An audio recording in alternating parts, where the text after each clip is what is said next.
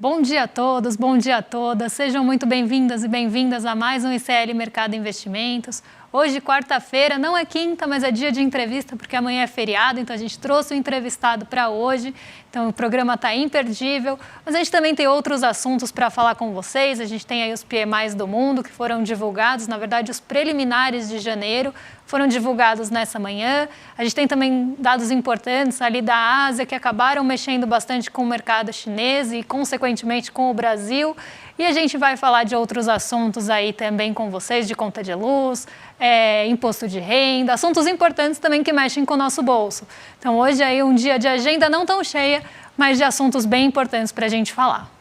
Bom dia, Débora, tudo bem com você? Bom dia a todos os nossos telespectadores. Hoje o nosso entrevistado é Davi Decache, assessor do pessoal na Câmara. A gente também é doutor em Economia pela UNB, vai falar sobre déficit fiscal e novo arcabouço fiscal aí do governo. Vamos ver as opiniões dele em relação a tudo isso.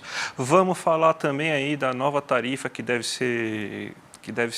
acontecer agora nesse ano de 2024. A gente vai explicar por que existe essa mudança, quais são os critérios utilizados para tudo isso.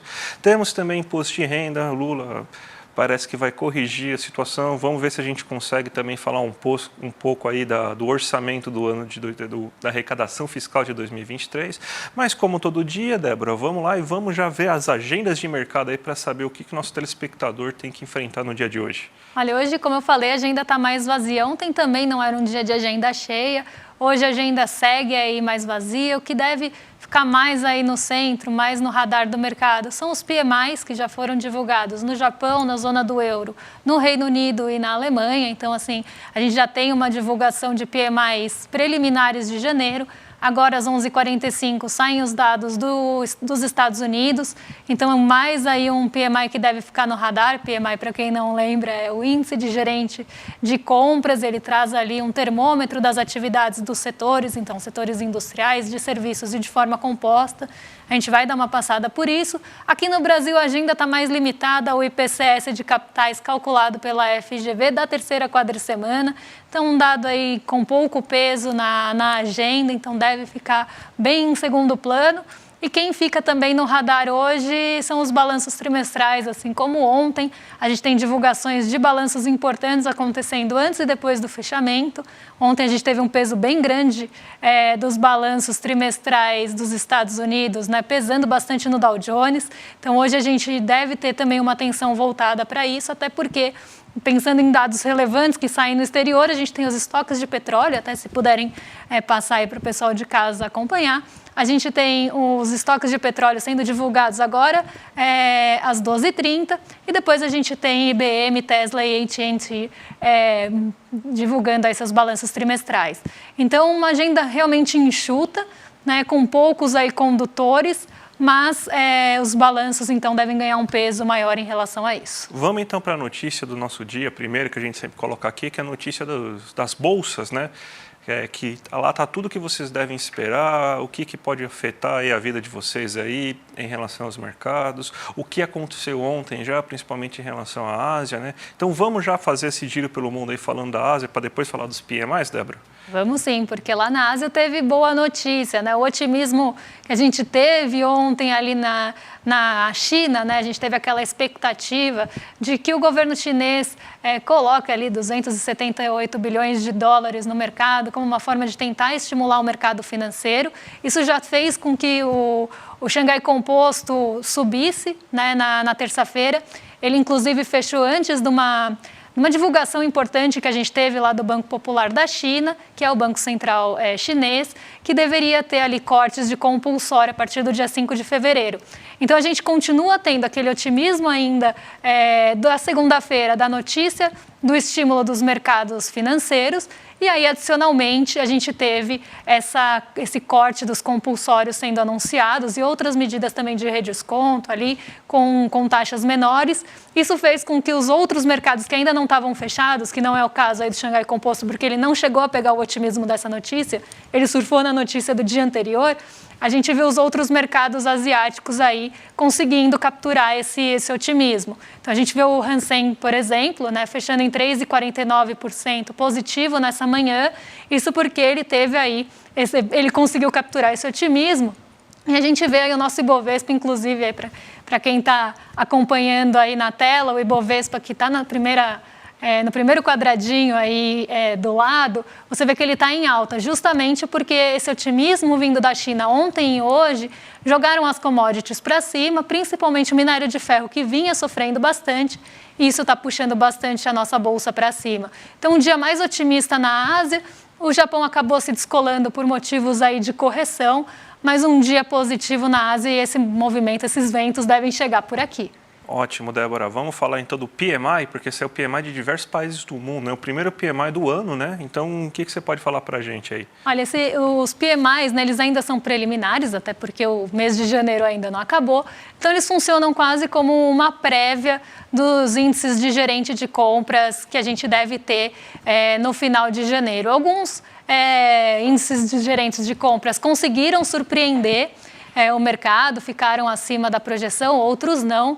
Então, a gente vê aí como é que os setores estão performando nesse comecinho de ano, né? O que se espera desses setores, porque, como eu sempre falo aqui, o PMI ele funciona como um termômetro para a gente entender como é que está o ritmo de crescimento ou de encolhimento dos setores de uma forma geral.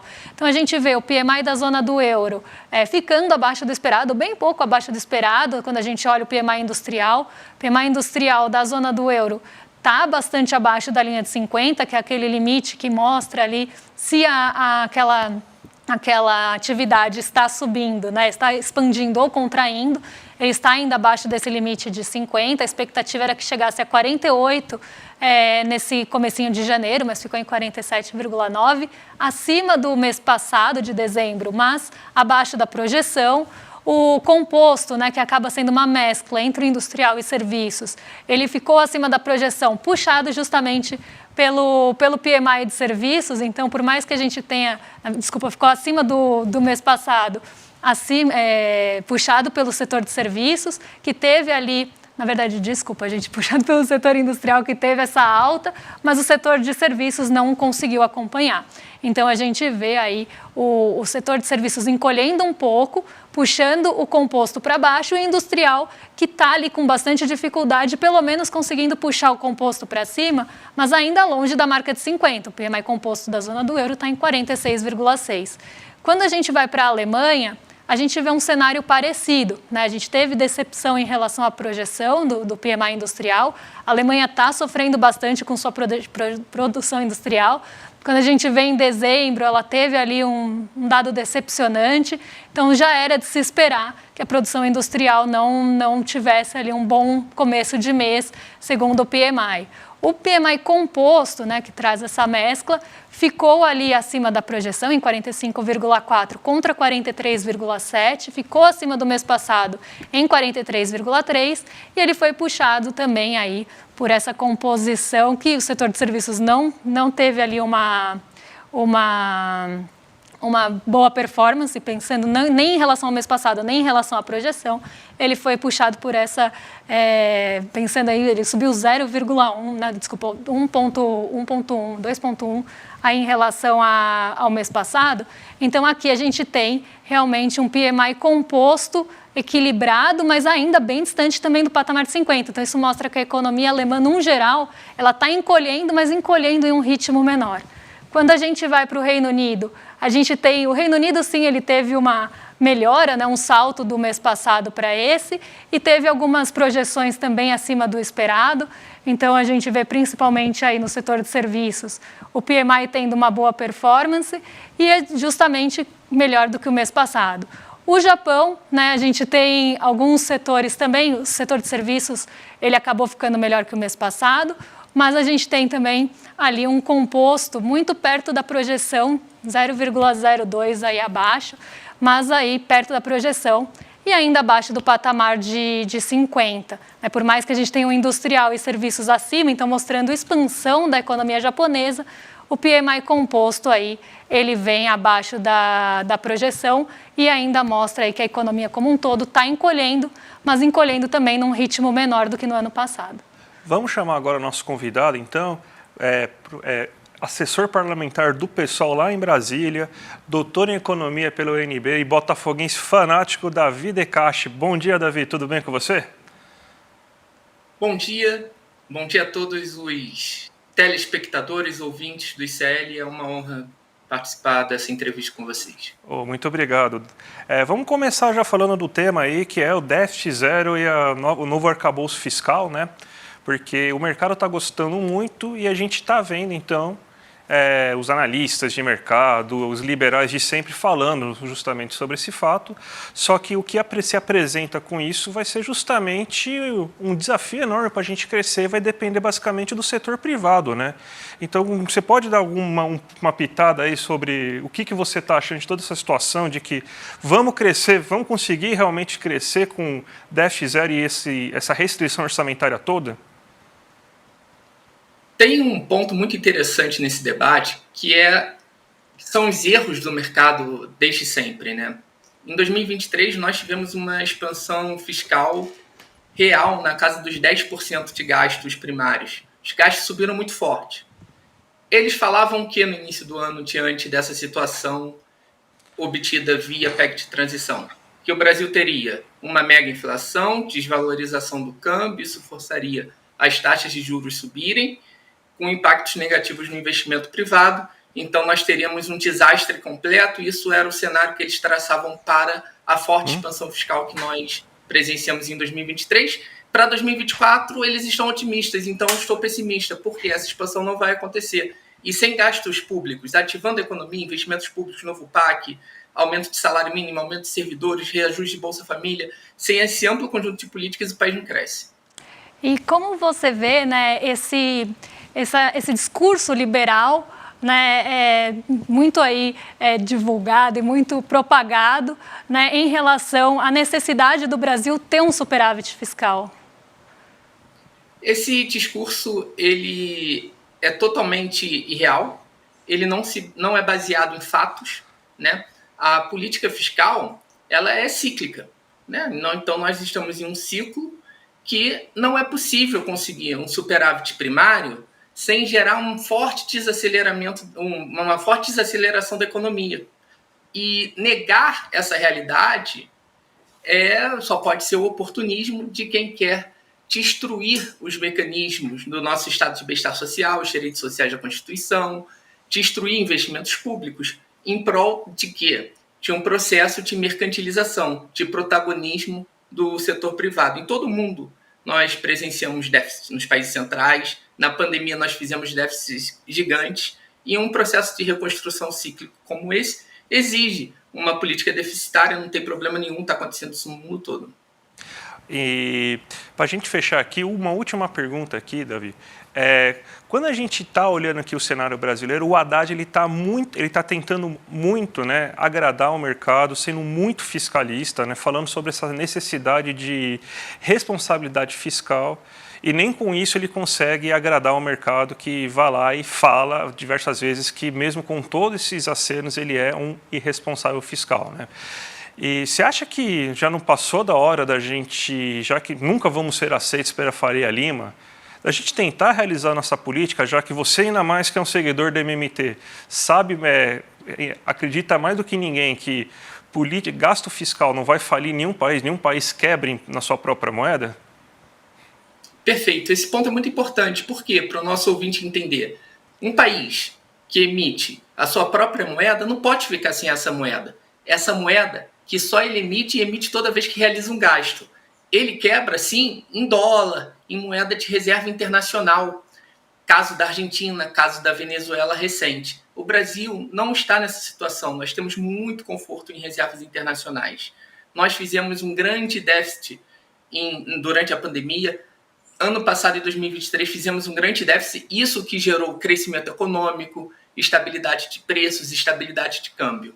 Então, é absolutamente falso essa colocação do mercado de que precisamos, custe o que custar, produzir um superávit primário de forma abrupta. Nem no mainstream essa lógica ela está sendo aceita hoje. Ou seja, os neoliberais de fora do Brasil, eles são bem menos conservadores. No Brasil, a nossa classe dominante é extremamente reacionária e ela faz a grande política o tempo todo. Quanto mais a gente entrega, mais ela exige. Então, obviamente, só sairemos dessa cilada se enfrentarmos. E para enfrentá-los, nós temos que fazer uma política fiscal de fortes gastos com o povo, com o povão. Dar salário mínimo, dar reajuste Bolsa Família, dar reajuste para servidores, investimentos públicos nesse país todo, fazendo investimentos de transição energética, saneamento básico, isso tudo com grana pública. Isso vai ter déficit, mas vai ter crescimento, vai ter controle da inflação, um país crescendo, atraindo fluxo de capitais, isso daí vai ser facilmente contornado. E detalhe, quando a gente conseguir isso, o povo vai ficar do lado do governo, e aí a gente consegue avançar nas outras pautas, como a tributação dos mais ricos.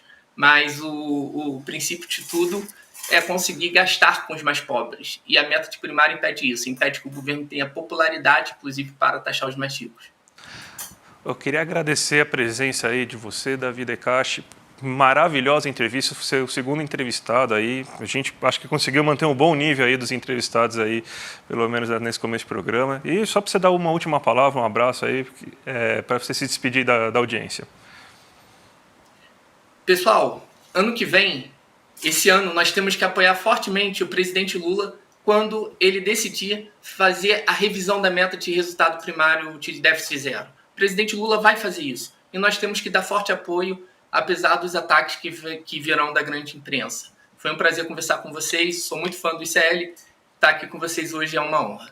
Bom, muito obrigado, cara. Até a próxima aí. Obrigada. Vamos falar da tarifa de energia elétrica, Débora, que vai ter um reajuste, provavelmente foi sinalizado pela ANEEL, esse reajuste de 5,6%, né, durante esse ano. E muita gente, provavelmente aí no chat, deve ter muita gente perguntando, mas como assim, se a inflação foi de 4,6%, por que esse reajuste é de 5,6%?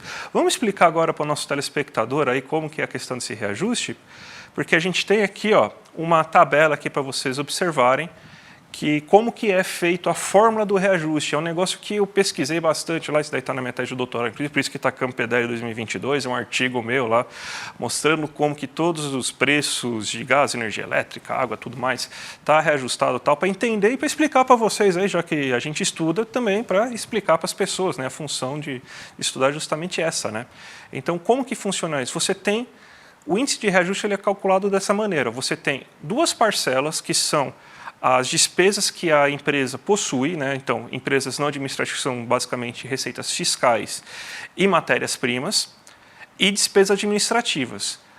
As despesas não administrativas, essas despesas fiscais e matérias-primas, elas vão ser reajustadas pela variação de preço que matéria-prima para a fabricação de energia elétrica e a mudança, ou seja, o reajuste fiscal que aconteceu, ele vai lá e vai multiplicar por essa primeira parcela aí. Então, a variação que aconteceu nos preços dessas matérias-primas, vezes o que aconteceu nos preços dessas matérias-primas, vai dar o primeiro montante dessa parcela. A segunda parcela vai ser as despesas administrativas, ou seja, gasto com funcionário, gasto com manutenção da empresa de energia elétrica e tudo mais. Aí essa parcela vai ser reajustada pela inflação, que foi de 4,6%.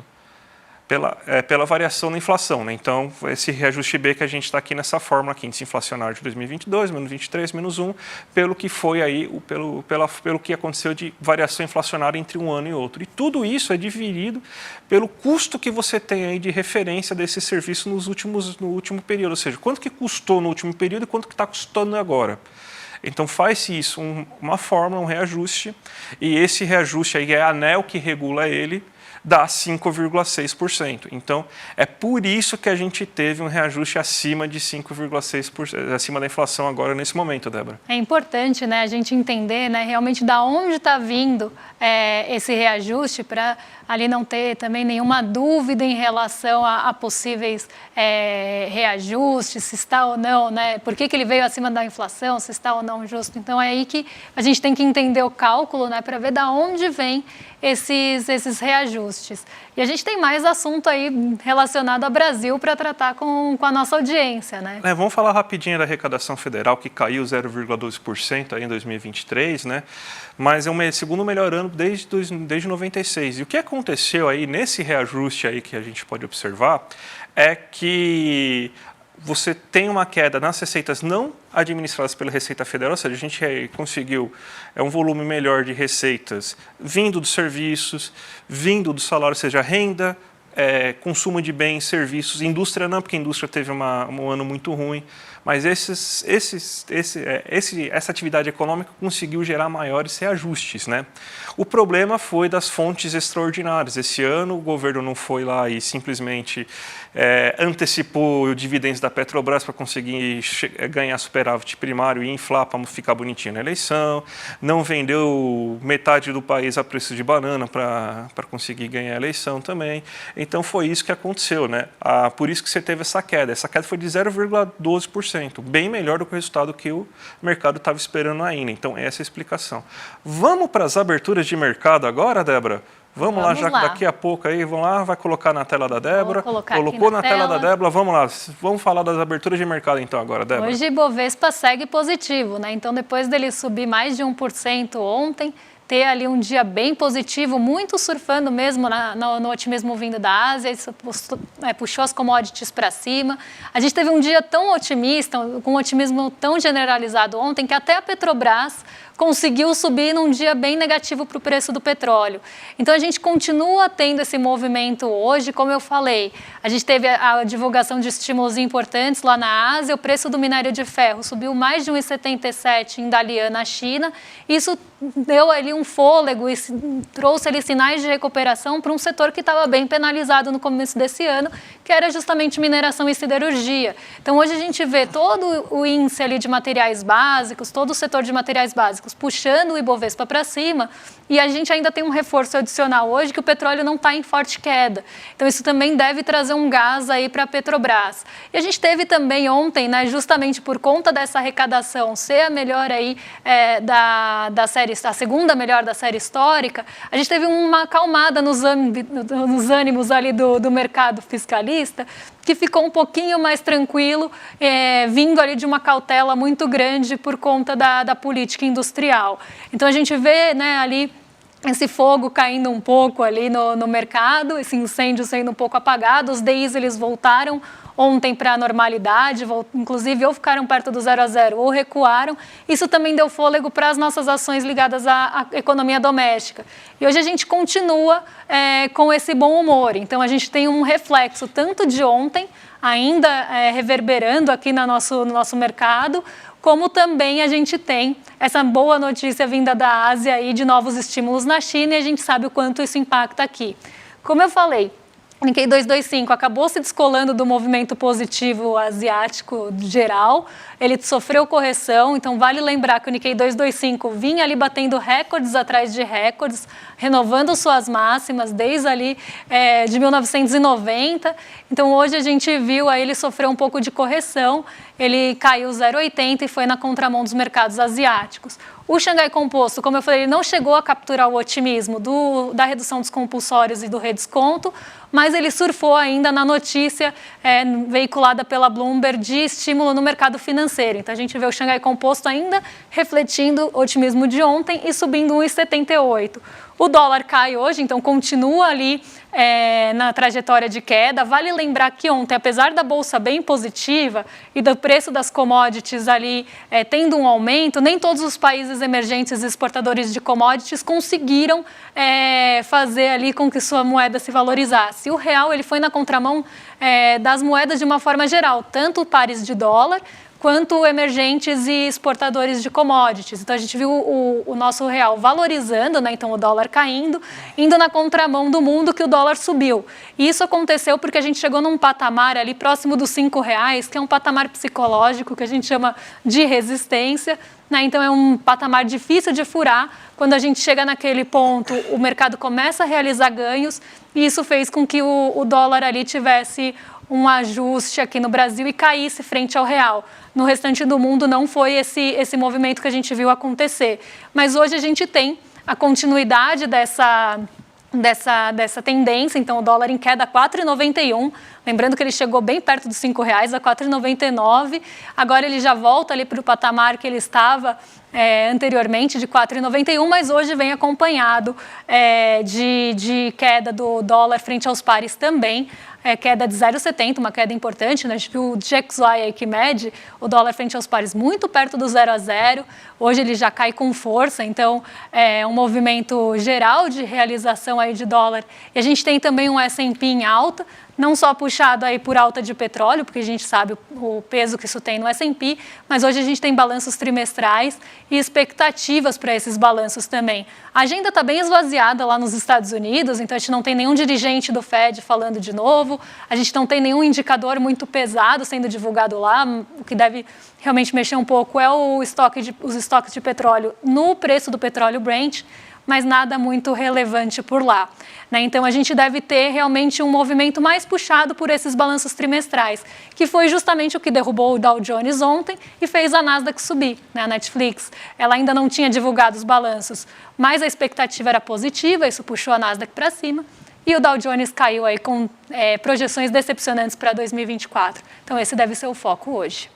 Débora, vamos continuar, que hoje é o último dia da nossa campanha aí para o ICL. Vocês sabem que a gente é financiado por vocês, nossos alunos, a gente não tem propaganda, então a gente pode falar mal de quem a gente quiser. E isso é muito importante para a nossa liberdade. Então a gente está pedindo aqui para vocês hoje, nossa campanha aqui, para vocês virarem nossos alunos, aqueles que não são nossos alunos e veem a gente todo dia, se tornem nossos alunos. A gente tem hoje uma promoção super especial aqui do ICL, porque quem fizer hoje o solidário, que é de R$ 62,00 por mês, e ou seja, você, além de virar nosso aluno, ajuda ainda a pagar uma bolsa para uma outra pessoa que não tem condição de pagar, vai ganhar uma série de presentes. Vai ganhar livro da Juliana Del Piva, vai ganhar livro do Eduardo Moreira, vai ganhar livro do Noam Chomsky, que é o primeiro livro físico da editora do ICL, e tudo isso aí para vocês aí que se inscreverem até hoje. Hoje é o último dia, gente, lembre-se disso, hoje é o último dia. A gente vai colocar aqui, aliás, já está aqui em cima o QR Code aqui para vocês aqui, está aqui também na tela o QR Code para vocês. Aproveitem aí, pelo menos, a gente tem 15 dias, né? Temos 15 dias aí que a gente dá de garantia para vocês, então pelo menos testem aí, vai que vocês gostam, eu sei que vocês vão gostar, então já participem. A gente tem também o Mapa da Mina aí, dia 28, que a gente vai fazer parte, né, eu e a Débora, e a gente espera já que a gente espera vocês lá, se inscrevam aqui nesse link, edu1.com.br/mercado. A gente sabe que o Eduardo não errou quase nada, aliás, não errou quase nada, não errou nada nas previsões do ano passado. A gente vai falar com vocês lá do que aconteceu em 2023 e do que a gente espera para acontecer em 2024, né, Débora? Sabe quem errou as projeções do ano passado? O mercado, que errou bastante, várias projeções do ano passado, mas a gente não. Então, a gente conta com vocês aí no dia 28, então não deixem de se inscrever. Vocês ficam agora, os rolezeiros já devem estar ansiosos aqui no chat, vocês vão ficar agora com o William De Luca a partir de segunda-feira. A gente vai falar a partir de amanhã, amanhã é feriado. Segunda-feira a gente está de volta aí a partir das 11 horas da manhã com vocês. E aí a gente já traz uma atualização de tudo o que aconteceu aí nesse finzinho de semana. Então até segunda, pessoal. Um bom fim de semana para vocês. Até segunda, gente. Tchau, tchau. Todo ano em janeiro eu faço o meu encontro Mapa da Mina, onde eu falo para as pessoas as minhas previsões em relação ao que eu acho que vai acontecer no mercado financeiro ao longo do ano. A gente sempre acerta bastante, mas em 2023 aconteceu o que parecia impossível. A gente acertou tudo, todos os mercados, mais do que qualquer banco, qualquer corretora, qualquer casa de análise. Nos juros, por exemplo, eu falei que os títulos públicos de médio e longo prazo eles teriam um começo de ano onde as taxas não cairiam, se manteriam em níveis altos. Mas ao longo do ano essas taxas cairiam bastante. Quer ouvir o que eu falei? Vamos lá, puxa o vídeo aí. Devem manter as taxas médias e longas da curva em níveis altos no curto prazo. Ao longo do ano, podemos ver uma queda considerável dos patamares de juros precificados na parte média e longa da curva. Agora, quer ver o que aconteceu? Olha aqui, no começo do ano, as taxas se mantendo no nível alto e ao longo do ano, as taxas caindo bastante para níveis bem mais baixos, exatamente como eu previ. Já viu que você não pode perder o Mapa da Mina de 2024, que vai acontecer dia 28 de janeiro, um domingo, às 8 horas da noite, no horário de Brasília. Para você participar é super simples. Só clicar no link aqui em cima ou aqui embaixo e gratuitamente, rapidamente participar. Se inscreve agora, a gente se encontra lá.